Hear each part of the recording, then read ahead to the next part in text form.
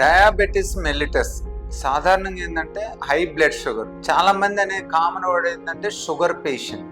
Sugar patient అంటే వాళ్ళల్లో sugar ఎక్కువ ఉందని అర్థం. ఈవెన్ మనం మందులతో కంట్రోల్ చేస్తున్నా కూడా షుగర్ పేషెంట్ అంటాం. ఎవరికైతే షుగర్ న్యాచురల్ గా నార్మల్ లెవెల్స్ లో ఉండదో, ఎవరికైతే షుగర్ ఎక్కువగా ఉంటుందో, బోర్డర్ లైన్ ఉంటుందో, ఎవరికైతే షుగర్ ఎక్కువ ఉండి మందులు వాడుతూ షుగర్ కంట్రోల్లోకి వస్తుందో వాళ్ళని షుగర్ పేషెంట్స్ డయాబెటిక్ పేషెంట్స్ అంటాం అన్నమాట.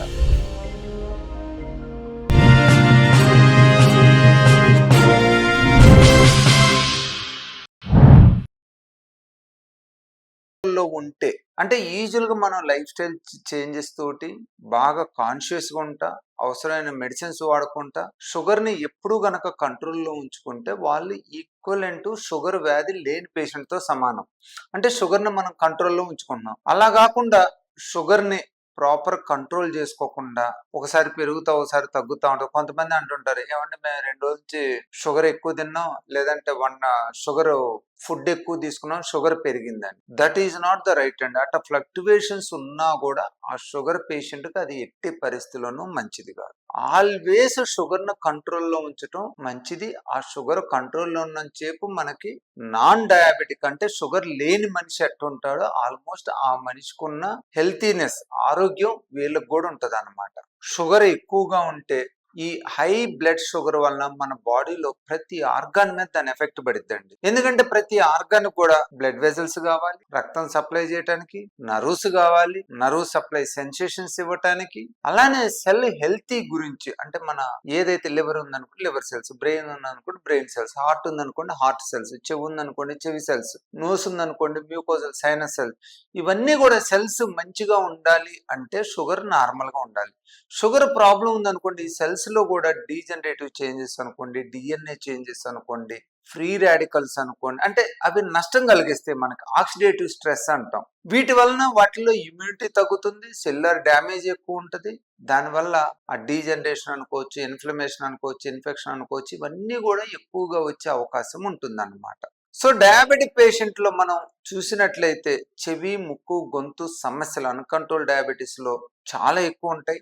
ఇది మెయిన్ గా ఇన్ఫెక్షన్ నుంచి వస్తుంది. ఏదైతే సర్ఫేస్ మ్యూకోజా అంటాం, నోట్లో ఉండే మ్యూకోజా, ముక్కులో ఉండే కనిపించే మ్యూకోజా, అట్లానే చెవులో బయట చెవి, వీటిని కనిపించే ఎపిథీలియల్ సెల్స్ దగ్గర మనకి ఇన్ఫెక్షన్ ఎక్కువగా వచ్చే అవకాశం ఉంటుంది. ఎందుకంటే అక్కడ సెల్స్ లో నర్వ్ సప్లై లేకపోవటం వల్ల చిన్న డ్యామేజ్ అయినా కూడా అది మనకు తెలియదు. ఆ డ్యామేజ్ అయిన టిష్యూ మీద ఇన్ఫెక్షన్ వస్తుంది. ఆ ఎపిథీలియల్ సెల్స్ లో ఇమ్యూన్ సిస్టమ్ లేకపోవటం వలన, ఆ ఇమ్యూన్ సిస్టమ్ తక్కువ ఉండటం వలన బ్లడ్ సప్లై తక్కువ ఉండి కానీ, బ్లడ్ ఫ్లో తక్కువ ఉండి కానీ, ఎందుకంటే బ్లడ్ నుంచే మనకి ప్రొటెక్టివ్ సెల్స్ వస్తాయి. So epithelial cell damage, blood flow తక్కువ, నర్వ్ డ్యామేజ్, ఇవన్నీ కూడా మనకి అక్కడ చిన్న చిన్న దెబ్బలను కూడా పెద్ద ఇన్ఫెక్షన్స్ వచ్చేటట్టు కలుగజేయటానికి, ఇన్ఫెక్షన్స్ రావడానికి అవకాశాన్ని సర్కమ్స్టెన్స్ ని క్రియేట్ చేస్తాం. బయట చెవి చూసుకున్నాం అనుకోండి, ఆర్టైటిస్ ఎక్స్టర్నా అంటాం. వాటిని ఓల్డెన్ డేస్ లో మ్యాలిగ్నెంట్ ఆర్టైటిస్ ఎక్స్టర్నా అనేవాళ్ళు. అంటే అది ఈక్వల్ టు క్యాన్సర్ అలా స్ప్రెడ్ అయిపోయి అలా ఇమ్మీడియట్ గా ఇన్ఫెక్షన్ అంతా బ్రెయిన్ లోకి వెళ్ళి, స్కల్ బేస్ లోకి వెళ్ళి,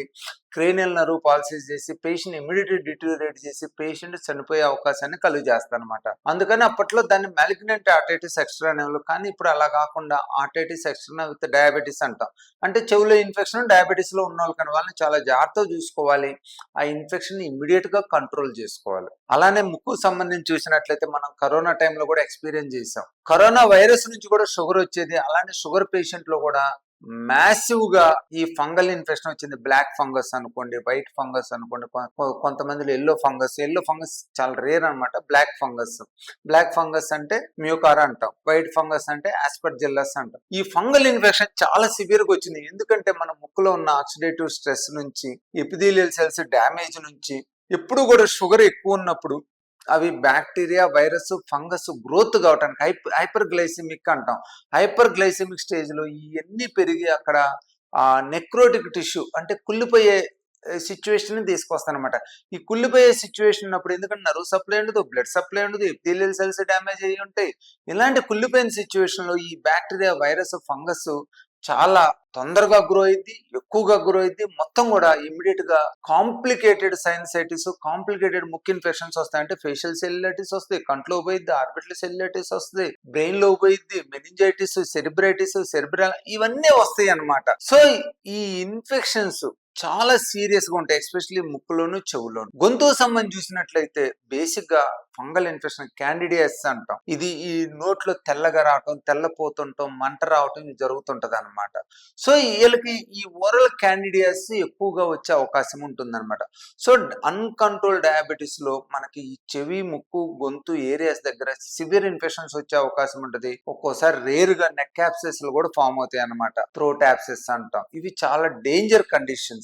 ఇన్ఫెక్షన్ పక్కన పెట్టామనుకోండి, ఎందుకంటే ఇన్ఫెక్షన్ చాలా serious conditions, emergency conditions, acute conditions వస్తాయి. షుగర్ నుంచి క్రానిక్ కండిషన్స్ వస్తాయి. క్రానిక్ కండిషన్ లో మెయిన్ గా వచ్చేది ఏంటంటే మనకి వినికిడి లోపం. మన లోపలి చెవులో ఉన్న ఎపిథీలియల్ సెల్స్ డ్యామేజ్ అయ్యి, బ్లడ్ ఫ్లో తగ్గి, నర్వ్ సెల్స్ డ్యామేజ్ అయ్యి, దీని నుంచి వినికిడి తక్కువ ఉండటం, చెవులో గుయ్యమని సౌండ్ రావటం, తల తిరగటం, అంటే డిజిక్ ఈక్విలిబ్రియం బ్యాలెన్స్ పోవటం, అంటే ఇంబ్యాలెన్స్, వర్టిగో, ఈ ప్రాబ్లమ్స్ బేసిక్ గా ఇవి ఎక్కువగా వచ్చే అవకాశం ఉంటది అన్నమాట. అలానే ఈ షుగర్ పేషెంట్లలో ఏ మాత్రం చలిగాలి పోయినా, లౌడ్ నాయిస్ కి ఎక్స్పోజ్ అయినా కూడా సడన్ హీరింగ్ లాస్ వచ్చే అవకాశం కూడా ఉంటుంది. ఎందుకంటే ఆల్రెడీ వాళ్ళకి బ్లడ్ వెజల్ నేరోగా ఉంటుంటాయి, సెల్స్ డ్యామేజ్ అయ్యి ఉంటాయి, నర్వ్స్ డ్యామేజ్ అయ్యి ఉంటాయి. దీనివల్ల వాళ్ళకి సడన్ ఆన్సెట్, సడన్ సిమ్టమ్స్ ఎక్కువగా వచ్చే అవకాశం ఉంటుంది. అలానే ముక్కు సంబంధించిన ఈ మధ్యలో కొంతమందిలో ఈ ఎనాస్మియాస్ కూడా చూస్తున్నాం, స్మెల్ సెన్సేషన్ తగ్గటం. ఇది ఎస్పెషలీగా డయాబెటీస్ ఉండి కోల్డ్ అటాక్స్ వచ్చినప్పుడు ఆ కోల్డ్ వైరస్ ఆ సెల్స్ లో గ్రో అయిపోయి ఆ సెల్స్ ని ఆల్ఫాక్టరీ ఎపిథెలియల్ సెల్స్ ని డ్యామేజ్ చేసి మన స్మెల్ సెన్సేషన్ కూడా తగ్గించే అవకాశం ఉంటుంది అన్నమాట.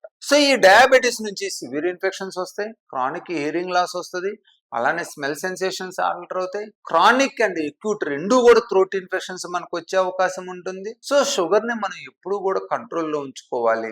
షుగర్ ని ఎప్పుడు నార్మల్ స్టేజ్ లో ఉంచుకోలేదు. ఆహారం ద్వారా, ఎక్సర్సైజ్ ద్వారా, టాబ్లెట్స్ ద్వారా ఆ విధంగా మనం ఉంచుకున్నట్లయితే ఆ షుగర్ నుంచి వచ్చే రిస్కీ థింగ్స్ ఏవైతే ఇన్ఫెక్షన్ ఉంటాయో, హీరింగ్ లాస్, వాటిని అన్నిటిని కూడా మనం చాలా వాటికి తగ్గించవచ్చు, చాలా వాటికి అవాయిడ్ చేయొచ్చు. కానీ ఎప్పుడైనా షుగర్ పేషెంట్ లో ముక్కులో ఏదైనా సైనస్ ఇన్ఫెక్షన్ ఉన్నా, చెవులో ఇన్ఫెక్షన్ ఇమ్మీడియట్ గా దాన్ని కల్చర్ చేసుకుని దాన్ని బట్టి మనం ట్రీట్మెంట్ తీసుకోవాలి. తగ్గని పక్షంలో ఇమ్మీడియట్ గా రేడియలాజికల్ ఇన్వెస్టిగేషన్ అవసరాన్ని బట్టి సిటీ స్కాన్ గానీ, ఎంఆర్ఐ గానీ చూసుకొని ఆ వ్యాధిని బట్టి మనం పూర్తిగా ట్రీట్మెంట్ ఇవ్వాలన్నమాట. షుగర్ పేషెంట్ ఎలాంటి సిమ్టమ్స్ కూడా నెగ్లెక్ట్ చేయొద్దు. ఏ మాత్రం కూడా అది నాన్ స్పెసిఫిక్ గా ఉన్నా, తగ్గకున్నా, రోజుల తరబడి ఉన్నా ఇమ్మీడియట్ గా ఈఎన్టీ డాక్టర్ గారిని సంప్రదించండి. మీకు హైదరాబాద్ లోని బేగంపేటలో ఉన్న ఏషియన్ ఈఎన్టీ కేర్ సెంటర్ లో ఈ చెవి, ముక్కు, గొంతులో ఎలాంటి ప్రాబ్లం వచ్చినా షుగర్ పేషెంట్ కి అవసరమైన టెస్టులు, ఎక్విప్మెంట్ ఉన్నాయి. డాక్టర్లు కూడా అందరు సీనియర్ డాక్టర్లు ఉన్నారు, టీమ్ ఆఫ్ డాక్టర్స్ ఉన్నారు. వాళ్ళు పేషెంట్ రాంగ్లోనే అన్ని విధాలుగా ఎగ్జామినేషన్ చేసి అవసరమైన టెస్టులు చేసుకొని అవసరాన్ని బట్టి ట్రీట్మెంట్ ఇస్తారు. సో మీకు ఈ షుగర్ పేషెంట్లో, అలానే నార్మల్ పేషెంట్లో ఎవరిలో అయినా కూడా చెవి, ముక్కు, గొంతు సమస్యలు ఉన్న, టిన్నెటస్, హియరింగ్ ప్రాబ్లం, వర్టిగో ప్రాబ్లం ఉన్న హైదరాబాద్లోని బేగంపేటలో ఉన్న ఏషియన్ ఈఎన్టీ కేర్ సెంటర్ని సంప్రదించండి. అలాగే Asian ENT care centre YouTube channel కూడా సబ్స్క్రైబ్ చేసుకోండి.